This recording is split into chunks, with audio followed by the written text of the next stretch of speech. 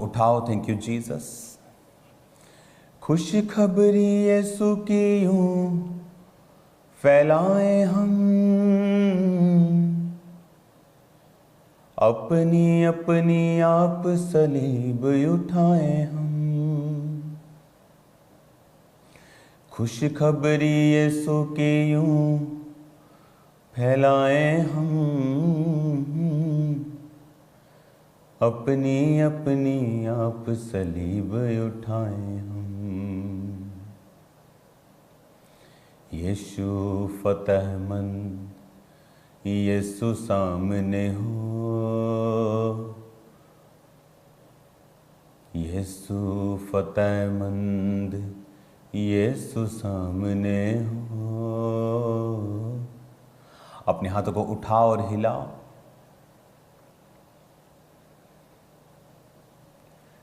खुदा बाप, आज तेरा वचन जितने लोग सुने तेरे जीवित नाम में बढ़ें, तेरा पाक रूप उन्हें छुए। खुदावन, अजीब और अचंभी रीति के साथ हमारी अगुवाई कर मेरे सामर्थी परमेश्वर। धर्मी के पाँवों को तू, धर्मी के स्टेप्स को तू निर्धारित करता है खुदा बाप। जब धर्मी को लगता है कि तू साथ नहीं, तब भी तू उसके कदमों को निर्देश दे रहा होता है खुदा बाप। तेरे जीवित नाम में आज सब लोग जो इस वचन को सुने 100 गुना फलों को लेके आए। प्रभु यीशु मसीह के पवित्र और सामर्थी नाम में हम मांगते हैं, आमीन आमीन। हालेलुया। आज मैं ये चाहता हूँ कि आप अपनी कॉपी, अपने पेन्स अपने साथ रखें, क्योंकि आज से जो न्यायों की पुस्तक है उसकी स्टडी को आज से मैं स्टार्ट करूँगा, आपके साथ में उसे शेयर करूँगा। न्यायों की पुस्तक पुराने नियम में, जिसे हम इंग्लिश में जजेस बोलते हैं, जो यहोशू के बाद आती है, क्योंकि मूसा की 5 पुस्तकों के बाद यहोशू की पुस्तक और उसके बाद न्यायों की पुस्तक आती है। मैं ये चाहता हूँ कि पुराने नियम की स्टडी साथ साथ हम इसलिए करें क्योंकि हमें परमेश्वर के प्लान का, उसके हार्ट का, परमेश्वर की जो विल है, उसकी प्लानिंग है, उसके दिल में, परमेश्वर के दिल में क्या है हमारे लिए, वो कैसे सोचता है, हमें ये मालूम हो। न्यायों की जो पुस्तक है ये जीसस क्राइस्ट के जन्म से 1000 साल से लेकर 1375 साल के बीच में इस पुस्तक का जो समय है, इसका विवरण है, वो आता है। न्यायों की पुस्तक उस समय की बात है जब हम सब जानते हैं कि परमेश्वर ने अलग अलग मिरेकल्स को दिखाकर और फिरौन को दंड देकर, उसके पहलोठों को मारकर, बादल और आग के खंबे में से इजराइलियों की अगुवाई करके उसे मिस्र से निकाल लिया।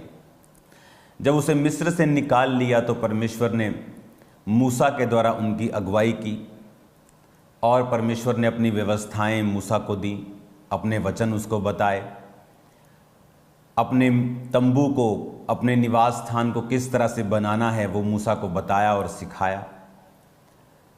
मूसा के द्वारा उसने एक तरह की कलीसियाओं की व्यवस्था कि किस तरह से उनको संभालना है, इसलिए उसने अलग अलग प्रधान 1000 पे, 50 पे, 100 पे ठहराए। लेकिन मूसा अपनी गलती के कारण कनान में प्रवेश न कर सका जब उसने परमेश्वर की आवाज़ को नहीं सुना, और यहोशू उसके स्थान पर खड़ा हुआ। फिर यहोशू अपने लोगों को कनान देश में लेके गया। यहोशू के द्वारा परमेश्वर ने उनको विजयी किया। बहुत सारे कनान के एरियाज़ इजराइलियों के हाथ में आ गए, लेकिन अभी तक बहुत सारे एरिया, बहुत सारी जगहें जिनका प्रभु ने वायदा किया था, वो इजराइलियों के हाथ में अभी तक नहीं आए थे। आए इसलिए नहीं थे, परमेश्वर चाहता था कि जिस तरह से तुम लोग मेरी आज्ञाओं को मानते थे और मैं तुम्हें यहाँ ले आया हूँ, अब मैं ये भी देखना चाहता हूँ कि तुम इसे मानते रहोगे या इसे मानना छोड़ दोगे।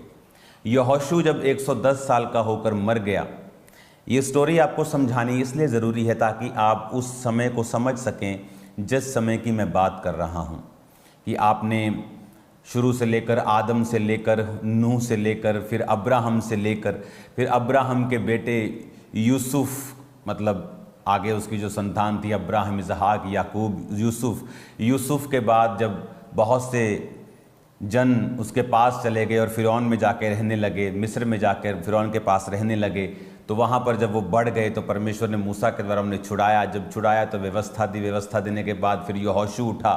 यहोशू 110 साल का होकर मर गया। ये उसके बाद की पुस्तक है न्यायियों। क्योंकि जब आप इस पुस्तक की स्टडी करना शुरू करेंगे आपको एक्यूरेटली मालूम होगा कि ये किस समय की मैं बात कर रहा हूँ। तो यीशु मसीह के जन्म से 1000 साल पहले, 1000 से 1300 साल पहले की ये बीच की पुस्तक है। और इसमें परमेश्वर ने हमें क्या दिया है? इसमें बाइबल कहती है परमेश्वर ने हमें ये मैसेज दिया है कि जब इज़राइली लोग मूसा की व्यवस्था जो परमेश्वर ने उसको दी थी उस पर चलते थे तो परमेश्वर उनको कनान देशों में लेके गया, परमेश्वर ने उन्हें बरकत दी। इस समय में जब ये न्यायियों की पुस्तक थी तो बाइबल कहती है कि इज़राइल में कोई भी राजा नहीं था। There was no king, only न्यायी होते थे। और न्यायी कौन होते थे? न्यायी कुछ चुने हुए लोग होते थे जिन पर परमेश्वर का आत्मा उतरता था, जो लोगों का न्याय करते थे, लोगों की अगुवाई करते थे, जो लोगों की ओर से फाइट करते थे और परमेश्वर का आत्मा उन्हें जयवंत करता था। और इस न्यायियों की पुस्तक में वचन ये कहता है कि शाऊल जब तक राजा नहीं बना, क्योंकि शाऊल पहला राजा था बाइबल का, और वचन ये भी कहता है कि परमेश्वर राजाओं की व्यवस्था अपनी प्रजा को नहीं देना चाहता था, लेकिन उसकी प्रजा ढीठ थी और वो लोगों की तरह चलना चाहती थी कि हमें भी एक राजा चाहिए जिस तरह लोगों का राजा है, क्योंकि हम दुनिया के अनुसार चलने के लिए नहीं बुलाए गए हैं। तो ये पुस्तक शाऊल तक चली। शाऊल तक सिर्फ न्यायी लोग होते थे जिन पर परमेश्वर के चुने हुए लोग होते थे। पुराने नियम में इसलिए परमेश्वर ने कहा कि एक पर आत्मा उतरता था, वो अगुवाई करता था, इसलिए नए नियम में परमेश्वर ने कहा अंत के दिनों में मैं अपना आत्मा सब मनुष्यों के ऊपर डिलूंगा और सब लोग परमेश्वर के रास्तों की अगुवाई करेंगे, सब लोग सुसमाचारों को सुनाएंगे और मेरा काम करेंगे। अब जब तक शाऊल नहीं राजा बना तब तक ये पुस्तक चली। कहाँ से लेके? यहोशू के मरने से लेके शाऊल के राजा बनने तक ये पुस्तक, न्यायियों की पुस्तक बनी, चली, न्यायी लोग चले। ये आपको समझाना जरूरी है ताकि आपके दिमाग में पूरी तरह से घुस जाए कि मैं आपको क्या बताने की कोशिश कर रहा हूं। तो इस समय जब न्यायियों की पुस्तक शुरू हुई, अभी तक कुछ कनान के देश, कुछ एरियाज अभी भी इजरायलियों के वश में परमेश्वर ने नहीं किए थे, उनकी कमियों के कारण। क्योंकि जब यहोशू मर गया और यहोशू के साथ की पीढ़ी मर गई, जिसने मूसा के मिरेकल्स को देखा था, प्रभु के मिरेकल्स को मूसा के द्वारा देखा था, जिसने बड़े अजीब और अचंभे कामों को देखा था, यरीहो की दीवारों को गिरते हुए देखा था, बड़े बड़े कामों को करते हुए परमेश्वर ने उनके बीच में उनको दिखाए थे।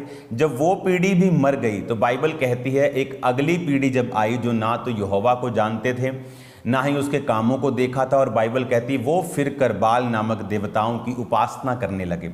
और परमेश्वर ने कहा अब मैं वो एरियाज इनके हक में नहीं दूंगा, क्योंकि मैं ये देखना चाहता हूं कि ये मेरी व्यवस्था पर चलेंगे या नहीं चलेंगे।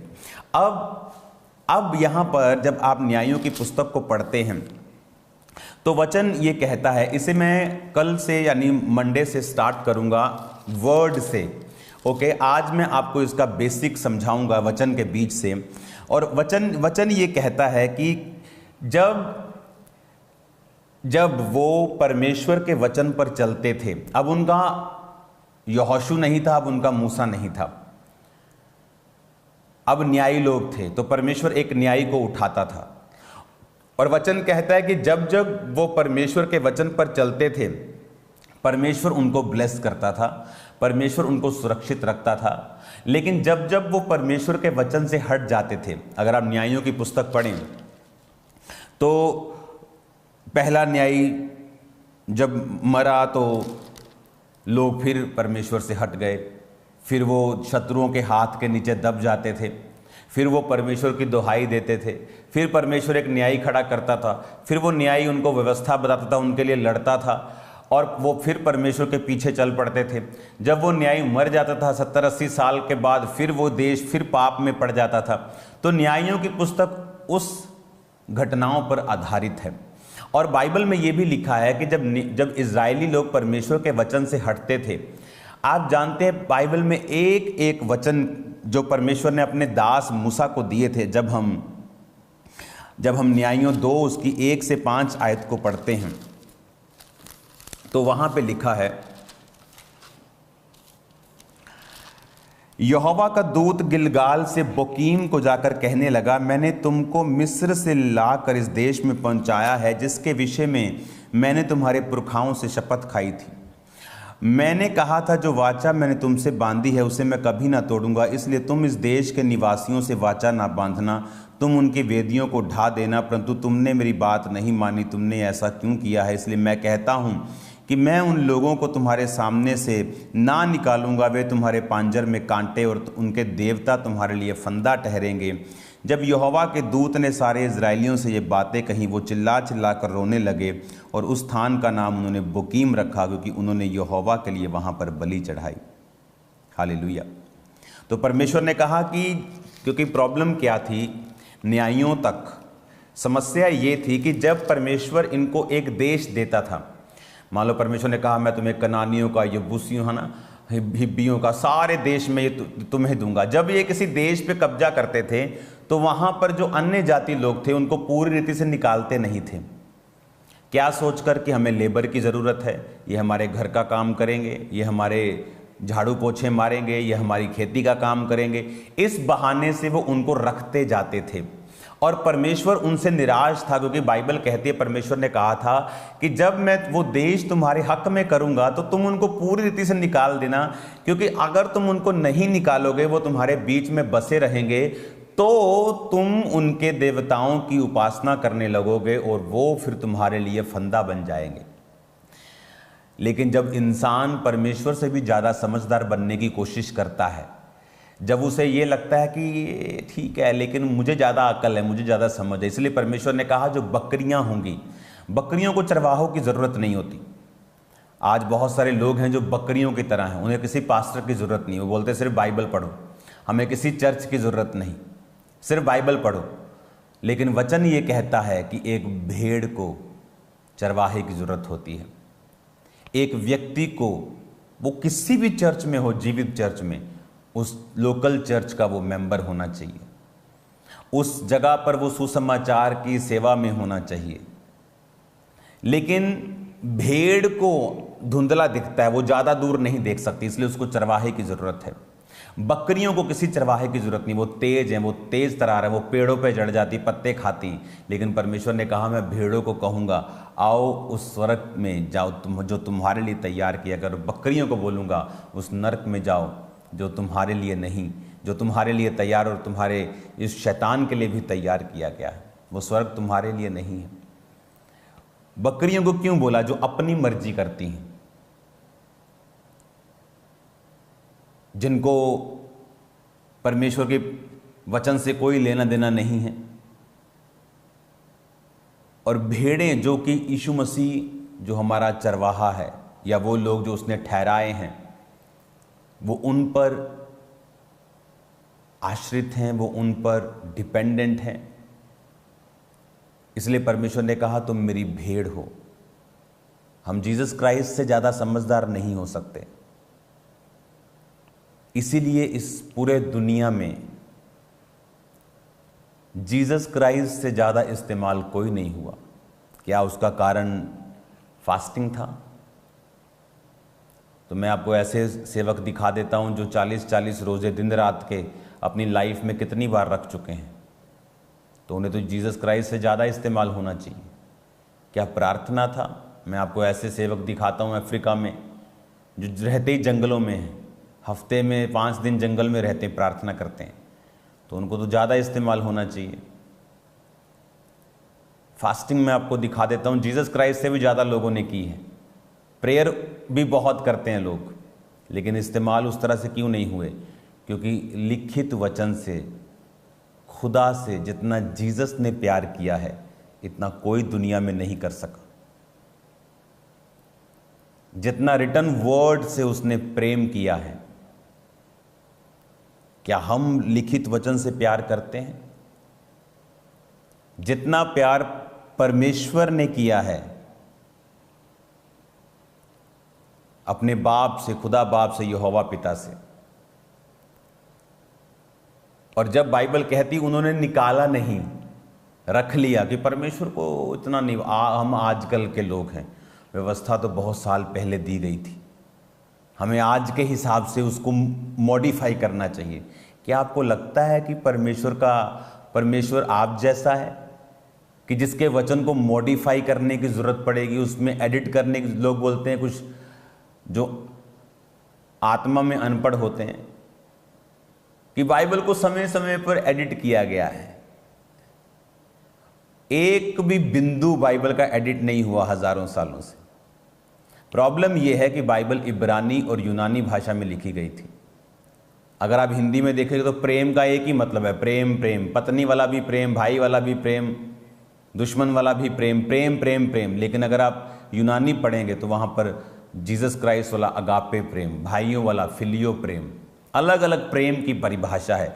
तो जब जो बंदा यूनानी भाषा से बाइबल को ट्रांसलेट कर देता था अपनी भाषा में, क्योंकि किसी भी भाषा में इतनी शब्दों की वैरायटी नहीं है जितनी इन भाषाओं में है, तो जब उन भाषाओं में से आप ट्रांसलेट करते थे ये लोग बाइबल, और उन्हें कुछ अच्छा शब्द उसके क्लोज मिल जाता था ओरिजिनल भाषा के, तो वो उसको और अच्छी तरह से एडिट करके लिखते थे।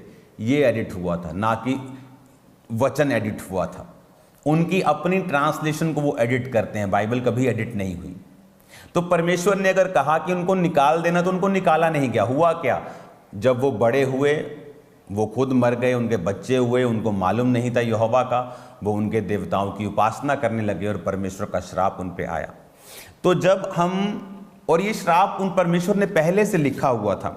जब हम व्यवस्था विवरण को पढ़ते हैं, जब हम व्यवस्था विवरण को 28 को पढ़ते हैं, व्यवस्था विवरण 28 उसकी 25, 33 एंड 48, 25, 33 एंड 48, 25, 33 और 48 आयत को जब हम पढ़ते हैं, व्यवस्था विवरण 28 उसकी 25 को पहले मैं पढ़ूंगा। उसने लिखा है, यहोवा तुझको शत्रुओं से हरवाएगा और तू एक मार्ग से उनका सामना करने को जाएगा, परंतु 7 मार्ग से होकर उनके सामने से भाग जाएगा और पृथ्वी के सब राज्यों में मारा मारा फिरेगा। 15 आयत को पढ़ेंगे। परंतु यदि तू अपने यहोवा परमेश्वर की बात ना सुने और उसकी सारी आज्ञाओं और विधियों को पालने में जो मैं आज सुनाता हूं तू चौकसी नहीं करेगा, तो ये सब श्राप तुझ पर आ पड़ेंगे। तो ये सब श्रापों की पुस्तक है। तो इस श्राप में एक श्राप ये है 25 आयत में, यहोवा तुझको शत्रुओं से हरवाएगा और तू एक मार्ग से उनका सामना करने को जाएगा और 7 मार्ग से होकर उनके सामने से भाग जाएगा और पृथ्वी के सब राज्यों में तू मारा मारा फिरेगा। तो ये एक कर्ज था कि परमेश्वर ने कहा यदि तू यहोवा की बात ना सुने, उसकी विधियों आज्ञाओं को मानने में चौकसी ना करे।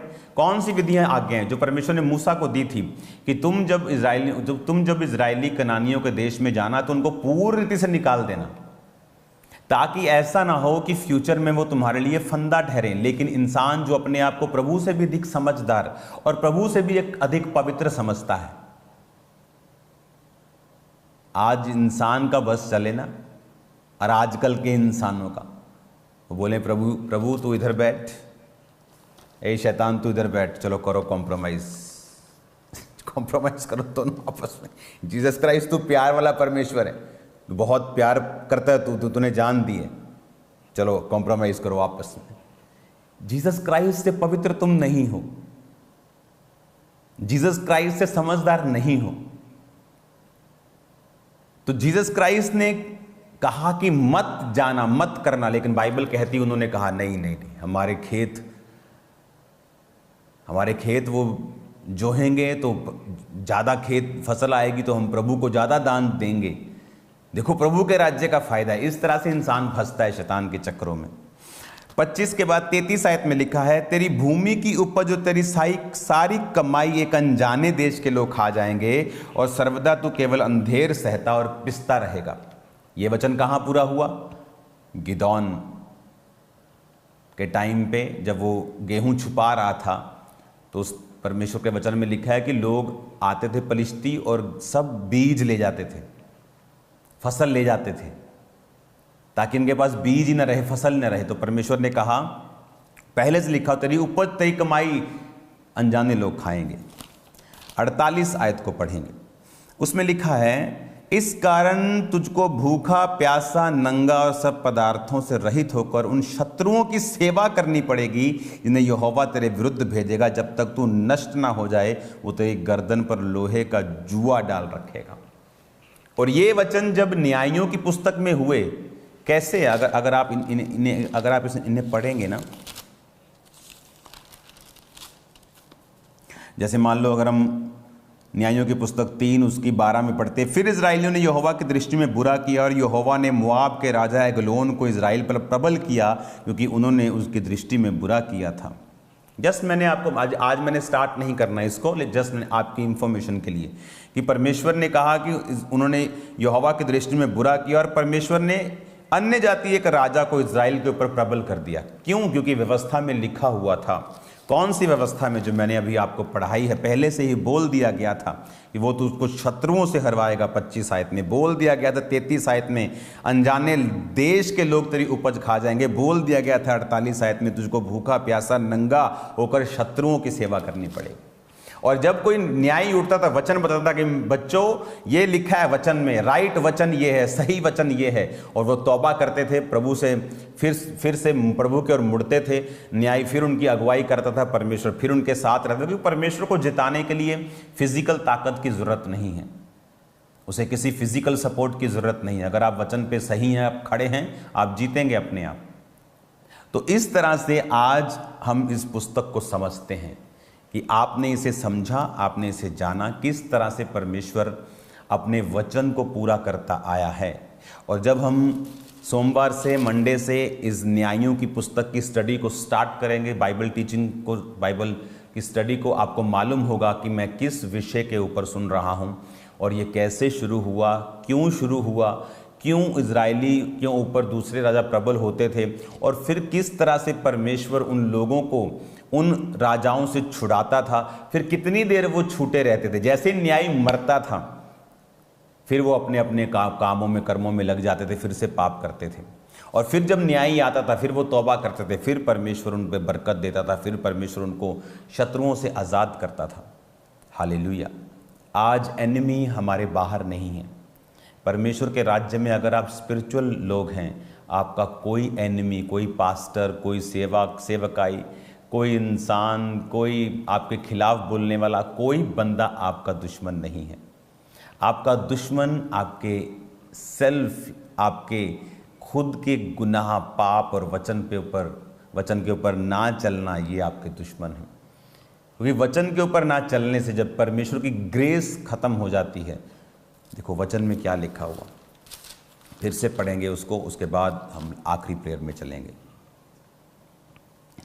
यहाँ पर एक वचन मैंने पढ़ा कि परमेश्वर कहता तू अत्यंत घबराएगा।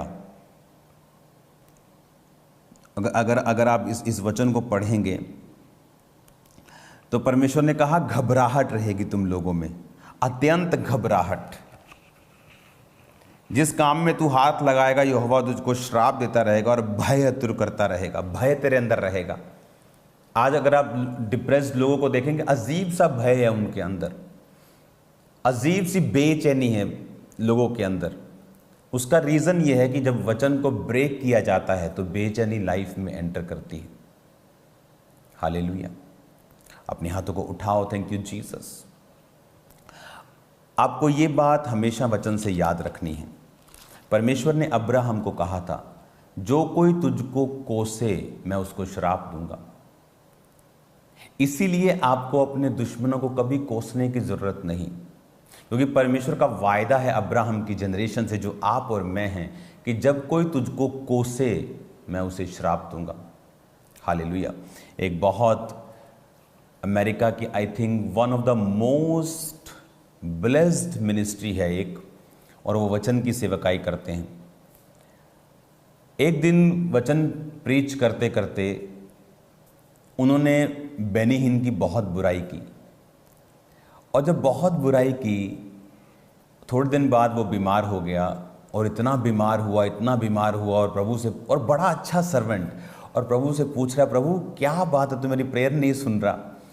तो परमेश्वर ने कहा, तूने उसकी बुराई की इसलिए इस पोजीशन पे है।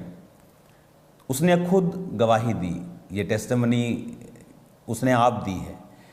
तो उसने कहा कि जब मैंने फिर उसको फ़ोन किया और माफ़ी को मांगा कि इस तरह से मैंने तेरे खिलाफ बात की और मुझे माफ़ कर, तो तब परमेश्वर ने उसे हील किया। वचन बहुत कड़क है, ये किसी का पक्षपात नहीं करता, ये नाम देखकर नहीं काम करता, ये बहुत स्ट्रॉन्ग है, ये बहुत स्ट्रॉन्ग है, ये बहुत रियल है, real than you and me. हमारी इस फिजिकल लाइफ से भी ज़्यादा रियल ये वर्ड ऑफ गॉड है, क्योंकि ये हमसे पहले था। हालेलुया। जब हम वर्ड के ऊपर रहेंगे, वचन के ऊपर रहेंगे, हम कभी भी हारेंगे नहीं। अगर हम वचन से बाहर रहेंगे तो एक तिनका भी तुम्हें गिरा देगा, और अगर हम वचन के अंदर रहेंगे, पहाड़ भी तुम्हारे सामने बोना और कच्चा नजर आएगा। मैं आपको बता रहा हूं, ये मेरी लाइफ के एक्सपीरियंस है। अपने इनसाइड पे काम करें, अपने अंदर काम करें, बाहर काम करने की कोशिश मत करें। अंदर सुधार करें, बाहर अपने आप सुधार हो जाएगा। हालेलुया। एक बार एक व्यक्ति को, उसको स्मेल आ रही थी, गंदी स्मेल आ रही थी। वो जहाँ जाए उसको स्मेल आ रही है, घर पे, अंदर, बाहर, परफ्यूम छिड़क लिए। तो बाद में पता चला कि उसकी यहाँ पर गंदगी लगी थी। तो कई बार जब गंदगी खुद पे लगी होती है तो हमें स्मेल आती है और हम सोचते नहीं वहाँ से आ रही, नहीं वहाँ से आ रही। तो कई बार अगर हम अपने आप को क्लीन कर लें तो स्मेल आनी बंद हो जाएगी। तो वर्ड हमें क्लीन करता है, इसलिए परमेश्वर ने कहा, जो वचन मैंने तुमसे कहे इसीलिए तुम उनके कारण शुद्ध हो। जब हम वर्ड पढ़ते हैं वो हमें शुद्ध करते हैं। इसीलिए मैं कहता हूं कि कोई पास्टर, कोई प्रचारक सिर्फ जो प्रचार करने के लिए बाइबल पढ़ता है वो कभी भी इफेक्टिव प्रीचर नहीं रहा। जिसकी प्रीचिंग घुटनों पे जन्मी है प्रेयर करते वक्त, और self Bible reading for my self, मेरी उन्नति के लिए जब मैं बाइबल पढ़ता हूं, उस जगह पर अगर जन्मी है वो टीचिंग, वो लोगों के हृदयों के अंदर घुस जाएगी और काम करेगी। कल मीटिंग में आपका स्वागत है। कल मैं आपसे ऑसम मैसेज शेयर करूंगा खुदावंद की आत्मा के द्वारा। तो इसलिए परमेश्वर कल आपसे बात भी करेगा, वो आपको हील भी करेगा। इनवाइट समबॉडी, किसी को लेके आए, किसी को लेके आए साथ में, ताकि कल वो वचन को सुने, ऑयल रिसीव करे, हीलिंग रिसीव करे, डिलीवरेंस रिसीव करे, ब्लेसिंग को रिसीव करे, साल्वेशन को रिसीव करे। कल बैप्टिज्म होंगे, जैसे हर संडे थर्सडे होते हैं, आप उनको रिसीव करेंगे, आपकी लाइफ कभी भी सेम नहीं होगी इन जीसस ने। क्योंकि मेरा काम है कलीसिया को जगाना, कलीसिया को बताना, और कल फिर एक मैसेज मैं आपको दूंगा जो आपकी स्पिरिट में आपको जगा के रखेगा और परमेश्वर में मजबूत करके रखेगा। Have a blessed day. मौसम साफ हो चुके हैं, धूप निकल चुकी हैं। हाँ, गर्मी वाली फीलिंग आ जाएगी 2-4 दिन में जब धूप सेकेंगे आप। Hallelujah. God bless you all. कल मिलते हैं खुदावंद की प्रेजेंस में। आप सेम नहीं हैं, और जब मैं आपको बोल रहा हूँ आप सेम नहीं हैं, मैं अपनी तरफ से नहीं कह रहा हूँ। आप नहीं सेम होंगे जब आप वर्ड को सुन लेंगे, आप प्रेयर को सुनेंगे, आप डिलीवरेंस को रिसीव करेंगे। और मेरा बिलीव है कि निराशाओं के साथ जो बंधे हुए लोग हैं वो यीशु मसीह नासरी के बड़े नाम में छुड़ाए जाएंगे। अपनी आंखों को बंद करो, अपने हाथों को उठाओ। एक साल्वेशन प्रेयर मैं आपके साथ करना चाहता हूं। जितने पहली बार इस वचन को सुन रहे हैं, मैं आपको यही बताना चाहता हूं कि प्रभु यीशु मसीह किसी धर्म या जात को बदलने के लिए नहीं आए, वो जीवन को बदलने के लिए आए हैं। अगर आप पहली बार इस वचन को सुन रहे हैं और आप चाहते हैं कि प्रभु यीशु मसीह आपकी लाइफ में काम करें, तो अपनी हाथों को उठाकर मेरे साथ एक प्रार्थना करें। प्रभु यीशु मसीह, मैं पापी हूँ, मुझे माफ़ करें, अपने लहू से धोकर साफ करें, मुझे अपनी संतान बनाएं, मेरे जीवन में आए, प्रभु यीशु मसीह के नाम में, आमीन आमीन। अपने हाथों को उठाएं सब जन। खुदा बाप, तेरा पवित्र आत्मा एक एक जन को छुए, तेरा पवित्र आत्मा एक एक जन को हील करे, तेरा पवित्र आत्मा एक एक जन को डिलीवर करे, तेरा पाक रूह अजीब और अचंभी रीति के साथ इनकी ज़िंदगियों में कार्य करे। प्रभु इन्हें आशीषित कर, इनको बढ़ा खुदावन, वचन की गहराई इन पर जाहिर कर। प्रभु यीशु मसीह के पवित्र नाम में हम मांगते हैं, आमीन आमीन। Thank you Lord. God bless you all.